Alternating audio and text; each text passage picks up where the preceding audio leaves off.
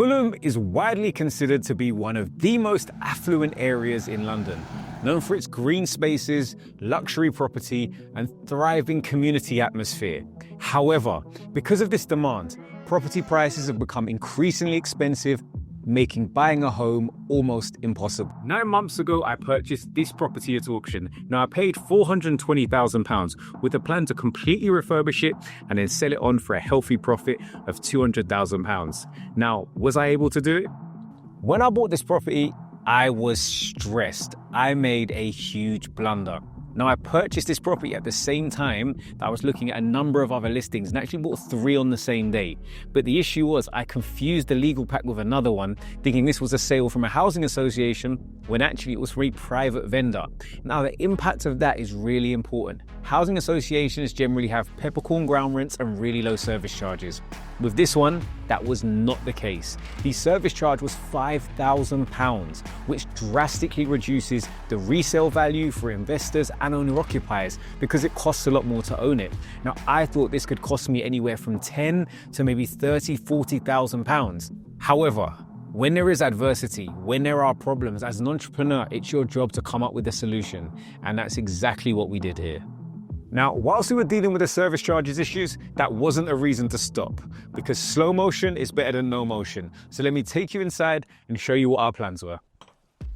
Now, the moment you've all been waiting for, the big reveal. Let me show you around the property. Let's start with bedroom number 1. Now, this room was previously the living room and is now the second bedroom and is where a lot of the value is added. Now, let's talk about the design. On the walls, we've gone for the bowerwork paint. This is a bone and it works really well. I think it brings Mykonos to London. From the living room, we've also taken this additional space, which is where we've located the family bathroom. So we've gone for these 60 by 60 tiles, a really nice designer radiator, the LED backlit mirror, and then the taps, the thermostatic valves all come directly out of the wall, and they're in a gunmetal grey, which I really think complements not only the radiators and the ironmongery we've used throughout the rest of the property, but also matches the feature wall we've used behind the bath as well. Now, bedroom number 2, or the master bedroom, now benefits from an ensuite that I'll show you shortly. In terms of the finish, we continued the theme through the rest of the property. So you've got the herringbone LVT flooring on the floors. You've got the ironmongery in a brushed brass that complements the cast iron radiators really well. Lighting went pretty simplistic. We did have some overhead lighting just for reading lights to give the room a little bit more texture. And let me show you the ensuite. Now, in the ensuite wet room, we went for a very different look than what we went for in the family bathroom. So you'll notice we used these quite dark, deep set copper tones for the feature wall of the wet room, and then went for the brushed gold accents throughout the wet room as well, just to give it a different design and feel. Let me know which room you actually prefer.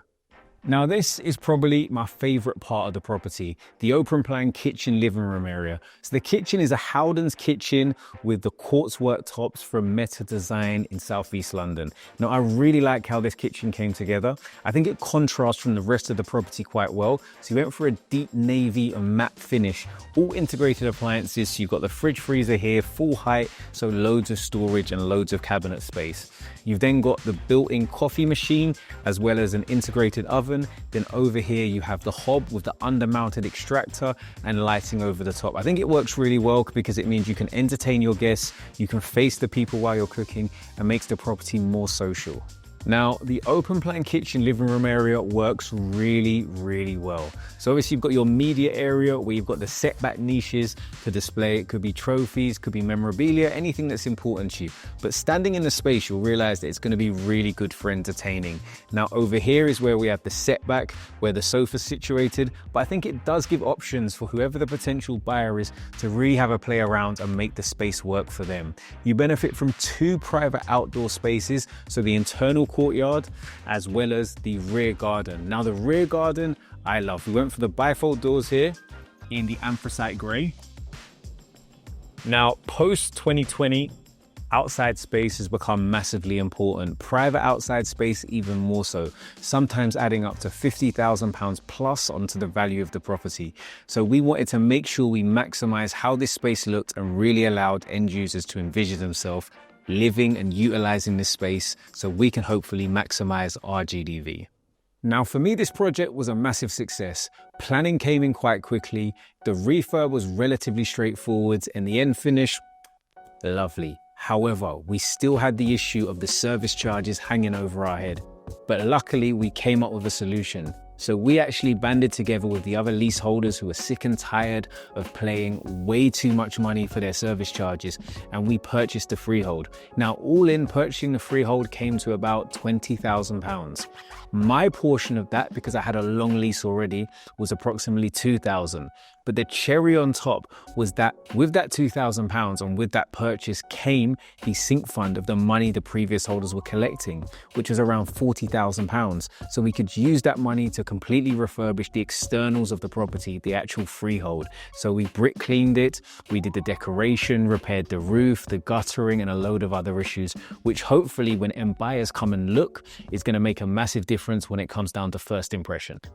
So we're done, we're dusted, and we are ready to go to market. And what I always say is the market will always determine the price.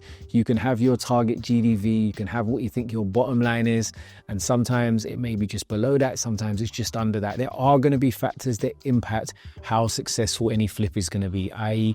mass changes, for example, the stamp duty increase, for example, rate changes when it comes down to interest rates. But the reality is you've just got to create the best product possible and then make sure that you use good agents that are going to help you maximize your GDV off the back end. So we're going to go joint agent for this, 2 local agents that have previously sold properties for us.